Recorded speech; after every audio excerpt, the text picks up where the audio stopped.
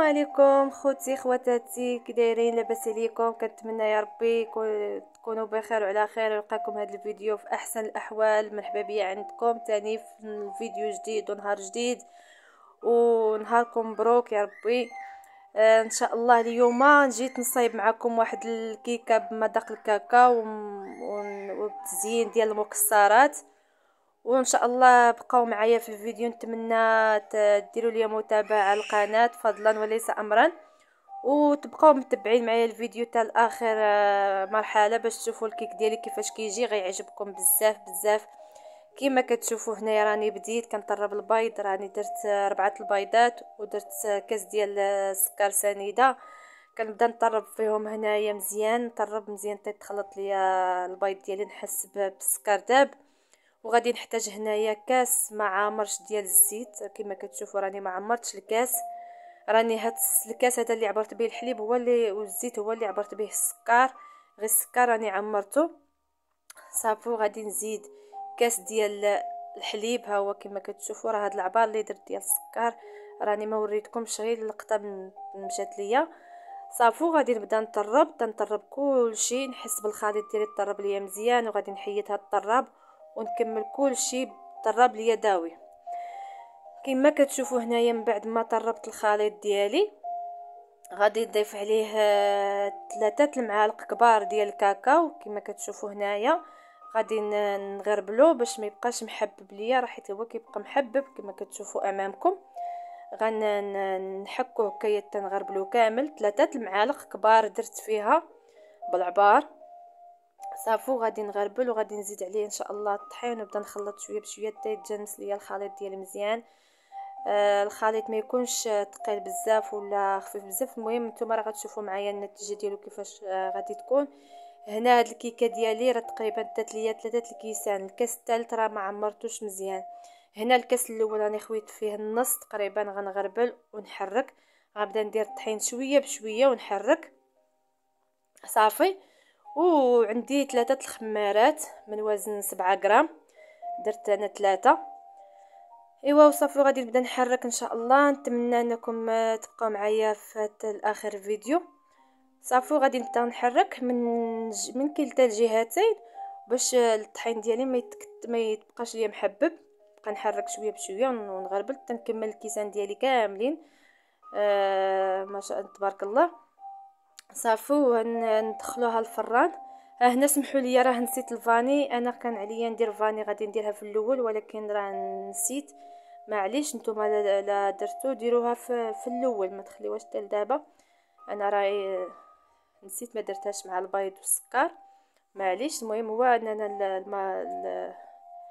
المهم هو الريحه ديال الفاني تجينا في الكيك ديالنا. نتوما كما كتشوفوا درت الكاس الاول، راه درت النص في الاول وعاود درت النص الثاني. وغادي ندير عليه هنايا خمارات. انا درت 3 الخمارات حتى هما راني غربلتهم صافي. غادي نبدا نحرك الخليط ديالي مزيان كما كتشوفوا. نحرك غير بشويه باش ما يطيحش ليا الخليط ديالي. انتما كنتمنى يكون الفيديو واضح صافي. غنبقى نحرك هكا، نحرك حتى ندير كيسان ديال الطحين كاملين اللي عندي صافي. وندخلوا الكيك ديالنا الفران. المول راني دهنته بالزبده، درت فيه ورق الطهي باش ما تغسلش هي الكيكه ديالي. وكتجيني حتى فاش كنبغي نهزها من الطيب كتجيني ساهله، حيت هذا الكيك هذا كيجي رطب بزاف، كيجي خفيف صافي. دهنته بالزبده وحطيته. انا درت مول دائري، وانتم على حسب ديروا، تقدروا ديروا اي مول صافي. كما كتشوفوا انتم هنايا كنحرك حتى نخلط الطحين ديالي كامل ما يبقاش يبان ليا في العجين. نبقى نحرك هكا بشويه بشويه من هنا ومن هنا حتى تجابس ليا الخليط ديالي صافي. وفي الاخر غادي نزيد عليه معلقه ديال الخل الابيض. هو السر ديال نجاح الكيك. هانتوما راني درت الكاس الثالث، هذا هو الكاس الثالث اللي درت. هذا هو صافي، غادي هو اللي غيعطيني النتيجه ديال الكيك ديالي. هانتوما كما كتشوفوا هنايا غادي نبدا نحرك حتى نخلطو مزيان، يتخلط ليا الكيك ديالي مزيان ما يبقاش ليا فيه الطحين صافي. المهم راه منين غادي نبداو غنشكلو الشكل ديال 8 كيبان لينا مزيان صافي. كنعرفوا راه العجين ديالنا راه ناجح، راه زعما صافي بركه عليه. هانتوما كما كتشوفوا راه رسمت هنا الرقم 8، راه صادقه ليا العجينه ديالي. صافي هنا غادي نحيد الطراب وعاد غنزيد عليه معلقه ديال الخل. هانتوما كما كتشوفوا صافي ملي نزيد عليه هاد المعلقه ديال الخل غادي نديرو ندخلوه للفران. اللي ما عندهاش الخل تقدر دير الحامض، ماشي مشكل، الحامض اختياري. درت انايا درت الخل صافي خلطتوه. هانتوما كما كتشوفوا المول كيفاش درت ليه، راني دهنته بالزبده مزيان، ما درتش ليه الطحين، راني دايره ليه غير الزبده. لا درت الزبده ما كتحتاجيش انا كدير الطحين، ما كيلصق لا ما والو. صافي درت عليه هذاك الورق ديال الطهي صافي. غادي نخوي العجين ديالي وندخلو ان شاء الله يطيب الفران. راني شاعله عليه كيسخن، شعلت الفران من التحت. هانتوما كما كتشوفوا الشكل ديالو خصو يجي على هذا الشكل هذا. كتجي الكيكه ناجحه 100%، ما زعما واخا طيب ما طيح ليك ما والو. صافي ان شاء الله ندخلها الفران ونرجع معكم باش نكملوا الكيك ديالنا. هانتوما حباباتي الكيك ديالي من بعد ما طاب، هنا راه درت واحد المعلقه صغيره ديال قهوه سريعه الذوبان ودرتها في شويه ديال الحليب وحركتها مزيان، وغنسقي بها الكيك ديالي باش يجيني فيه لوغو ديال القهوه. انا كيعجبني بزاف، كيعجبني الكيك ديال الشكلاط يكون جاني فيه لوغو ديال القهوه، كيعجبني المذاق ديالو. صافي غنوزع عليه الحليب مزيان على هذا الشكل هذا تتشربوا. صافي غادي نحلو عليها ونحيدوها من الاطار. هانتوما هنايا التزيين عندي هنايا المكسرات، وعندي هنا الشكلاط، وعندي هنايا الحليب. صافي تما راه درت اللوز، درت الكركاع، درت الزبيب، المهم اللي متوفر عندك، ودرت التمر. صافي هذاك كاس ديال الحليب راني غادي نفيضو مع شويه مع معلقه ديال النشا والشوكولاط الابيض. صافي غديروه يطيب حتى يطيب، وديري عليه شويه ديال الزبده وتضيفوا عليه الشوكولاط من في الاخر. صافي الكيك ديالي راني قسمته هنايا، قسمت الكيك باش نخوي عليه الحليب كما قلت لكم. هانتوما كما كتشوفوا انا عجبني نديروه كابيض باش ملي نقطع الحلوه كيجيني فيها المذاق هذاك اللون ابيض. صافي درت غير الحليب، كاس ديال الحليب، درت معاه معلقه كبيره ديال النشا، وحتى فاض ليا مزيان بدا كيعقد، حيدته من فوق البوطه، درت عليه واحد شويه ديال الزبده ودرت فيه طرف ديال الشكلاط الابيض. هاد الطريقه اللي درت واخا ما صورتهاش معكم، المهم راه هاد الطريقه هي اللي درت ليها.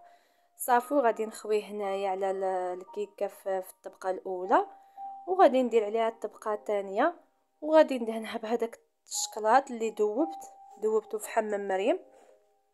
صافي وغادي نزين الكيك ديالي. نتمنى يا ربي ينال الاعجاب ديالكم. صافي هانتوما كما كتشوفوا الشكلاط راني دوبته بوحدو، درتو في حمام مريم. غندهنوه هكايا من الفوق ديال الكيك غير باش تشد ليا دوك المكسرات اللي غادي نزينو به من الفوق. وعلى حسب التزيين تقدروا تخليوها غير هكا، ديروا ليها الشكلاط من الفوق وتخليوها، تقدروا المهم نتوما والاختيار ديالكم، تقدروا تزيين على حسب الاختيار، كل واحد كيزين على حسب ذوقه. انا متوفرين عندي هاد الفواكه الجافه هادو غادي نزين بهم من الفوق كما كتشوفوا. ندير غير كتزيين عشوائي، شويه الزبيب، شويه اللوز مقطع، شويه ديال التمر، شويه الكركاع. صافي هكا كتجي الكيكه ديالي على هاد الشكل هذا، وكتجي فيها حتى التقرميشه ديال الفواكه الجافه كتجي زوينه. صافي انا راه كنزين غير زعما تزيين عادي، وكندير عليها من الفوق. وكما سبق وقلت لكم تقدروا ديروا نتوما اي تزيين بغيتو. صافي وشاط ليا شويه ديال الشكلاط داك هذا داك الحليب وشويه هذا اللي درت شاط ليا، وزينت به من الفوق هكا خطيطات، وبشويه ديال الشكلاط حتى هو درتو خطيطات من الفوق ديال هاد الفواكه هادو. صافي هذا هو التزيين ديالي اللي درت كما كتشوفوا انتوما. كندير هاد الطريفات ديال التمر هكا من الجناب كنلصقهم، وندير ما بقيت الفواكه من الفوق. صافي هذا هو الكيك ديالي، راه كيوجد تبارك الله دغيا دغيا، وكيجي المنظر ديالو كيجي غزال، وحتى المذاق كيجي ما نعاودش لكم والله القسم كيجي غزال وبنين بزاف بزاف، والكيكه كتجي خفيفه على القلب. صافي انتوما كما كتشوفوا كملت داك الفواكه كاملين درتهم. ها انتم البنات الكيك ديالي كيجي على هذا الشكل هذا. راني درت كما قلت لكم، درت واحد شويه الشكلاط اللي شاط ليا، درتوها خطيطات خفاف هكا من الفوق واخا ما كيبانوش مزيان. هنا غنقطع معاكم الكيك ديالي باش تشوفوا النتيجه، تشوفوا كيفاش كيجي. راه تبارك الله كيجي خفيف بزاف وفتي، كتجي كيكه رطبه بزاف بزاف. الا درتو هاد الطريقه هذه الوصفه اللي درت راه غيخرج لكم الكيك على هذا الشكل هذا، وكيجي فيها اللوغو ديال القهوه ومع الشكلاط، كيجي المذاق ديالو خطير البنات. هانتوما راني قطعتها قدامكم، وكيجي لنا هذا اللون الابيض من التحت اللي درنا مع الحليب والشكلاط الابيض، كيجي حتى هو كيعطي واحد المذاق زويون. تقدروا ديروا كريمه اللي كتخلطي كتطرب، تقدروا ديروها. انا هادشي اللي متوفر عندي درته. نتوما كنتمنى يا ربي تنال الكيكه ديالي الاعجاب ديالكم وبالصحه والراحه، والى اللقاء مره اخرى ان شاء الله. وما تنساوش تجيو كومونت.